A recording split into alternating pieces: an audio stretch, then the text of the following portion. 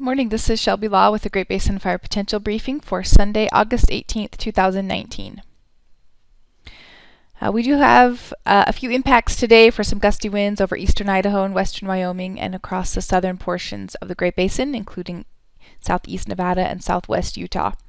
That's really the only impact we have on the map, but the main impact going into the week is going to be the continuation of the very hot and dry conditions across most of the geographic area. Which will lead to some of our higher ERCs that we've seen all season. And with our vegetation drying out, it's definitely a time to be concerned about. Past 24 hours were sunny with no precipitation and no lightning. Initial attack activity is staying somewhat steady with fairly light activity. ERCs continue to rise over much of the geographic area, especially over Utah and southern Nevada, where some warmer temperatures have moved into the region there.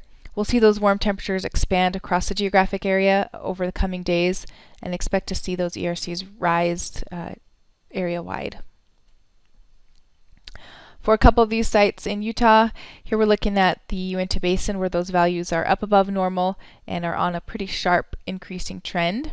And same for southwest Utah, where those values have been increasing for the last couple of weeks. Definitely well above normal for the time of year and almost hitting the historical records for the middle of August. And incidentally, we'll probably be seeing the highest values we've seen all year coming up this week.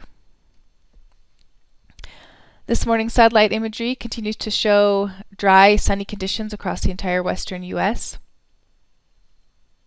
We'll expect those sunny conditions to persist today with some of those increasing winds over eastern Idaho and the southern Great Basin ahead of a really weak trough kind of moving into the Pacific Northwest. Here we're seeing a closer look at where we expect to see those strong winds. The mountains of eastern Idaho, western Wyoming, and there over southwest Utah and southeast Nevada. Still somewhat below criteria for a high-risk trigger on our 7-day potential impact. Looking for single-digit relative humidities in much of Nevada and across the lower elevations of Utah. This warm, dry pattern continues into tomorrow. Some breezy winds will stick around on Monday, but they'll be less widespread than today and not quite as strong. And continued low relative humidities are expected across the region.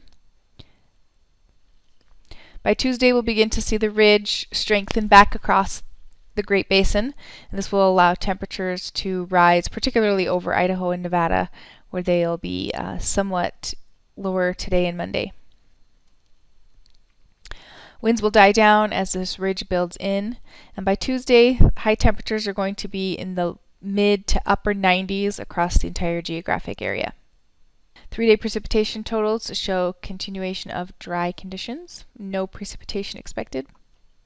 And this warm, dry pattern will continue into the middle of the work week. There's a little trough moving into the Pacific Northwest in the Wednesday to Thursday time frame. This could bring an increase in winds to the geographic area, but we're not looking for any precip to move in.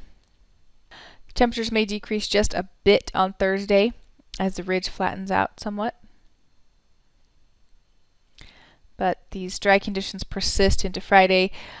We do begin to see a little bit of moisture moving into the desert southwest by Friday, so we'll be watching this moisture closely to see if any of it moves up into the Great Basin, as conditions will be very dry and susceptible to any kind of lightning activity, so we'll be keeping a close eye on that one.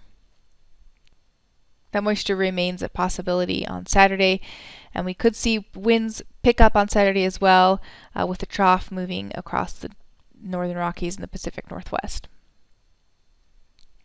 7-day totals really don't show any increase in precipitation either for the extended, so we'll keep an eye on the possibility of any drier type thunderstorms moving in by late in the work week or into next weekend.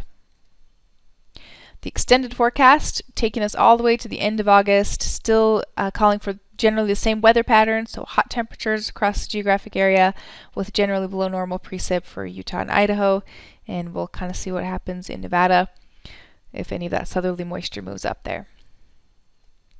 This concludes today's fire potential briefing. Please check back tomorrow for the latest updates.